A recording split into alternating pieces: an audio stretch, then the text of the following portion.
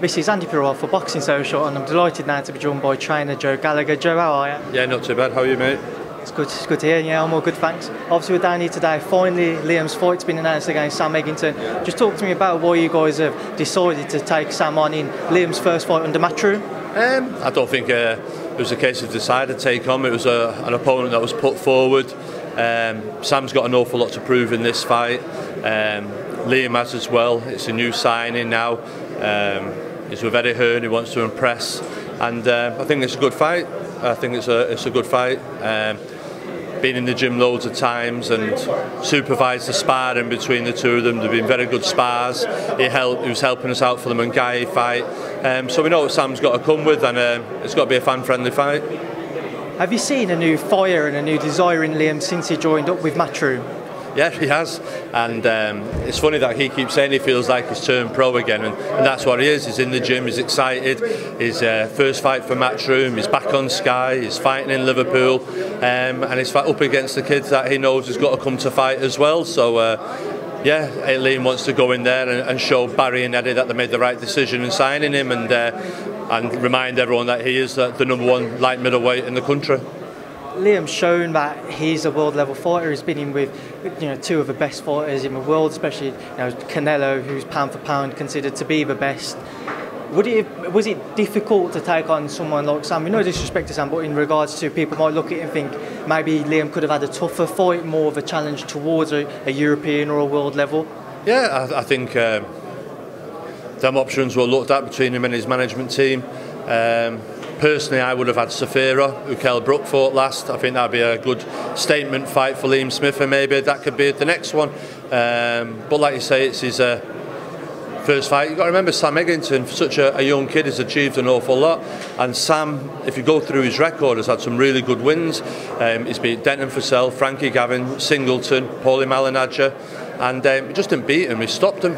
And you look at it and you think, well, there's some pop there, because the fighters that he stopped there, Denton Fussell's another one stopped there, were durable fighters, are durable fighters, and Sam's done remarkably well. He's a former British and European champion, and he's still young, and he's coming with a point to prove as well. He wants to disrupt the party, he wants to show everybody that he isn't here just to make up the numbers. He's hugely motivated, and he wants to get back up there.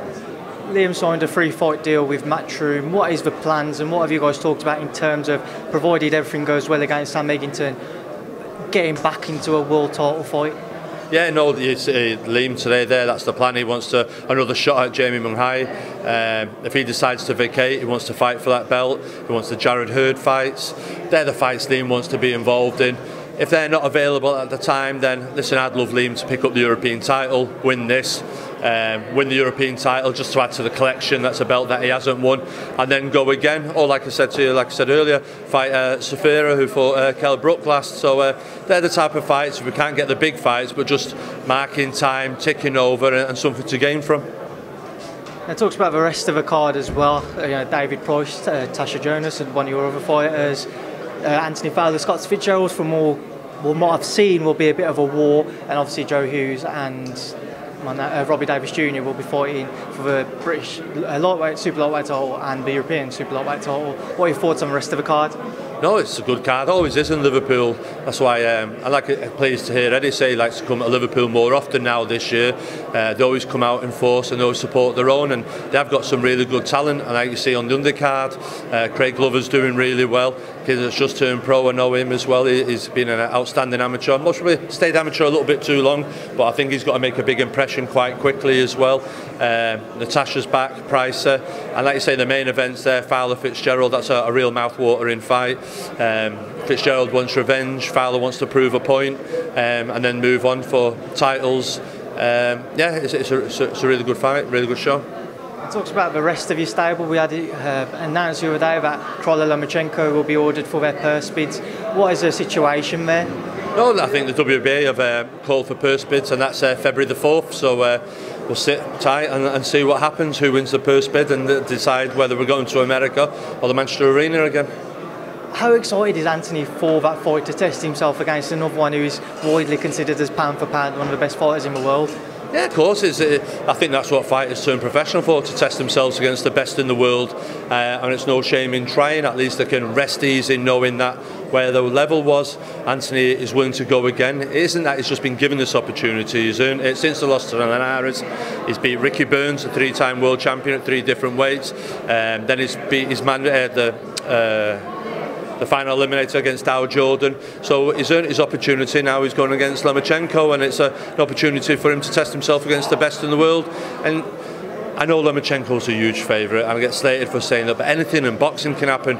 I'll just show you. Look at Terry Flanagan's world title fight that ended up with a bad shoulder. Anything can happen. You pray for all types of things just to get the win. So never say never, but like I say, the main thing is Anthony will be going in there fully prepared and to give it the best opportunity and the best shot he can give. And Mundo, Callum Smith was down here today as well. What's the latest with Callum? Yeah, Callum, no, there should be something announced very soon for him. Exciting times for him, and he can't wait to be involved in the big fights, the unification fights, and yeah, we're looking forward to an exciting time. Then his brother Stephen, I saw him in the gym last week, just getting back into the swing of things. What's your plan with him? Yeah, Stephen, hopefully, although it wasn't announced today, hopefully we're getting Stephen out on this card, bring him back in a little 6-round fight and see where he goes from there, go for the European fight, most probably. Well, Joe, I appreciate your time, so thanks for speaking to Boxing Social. No problem, thanks.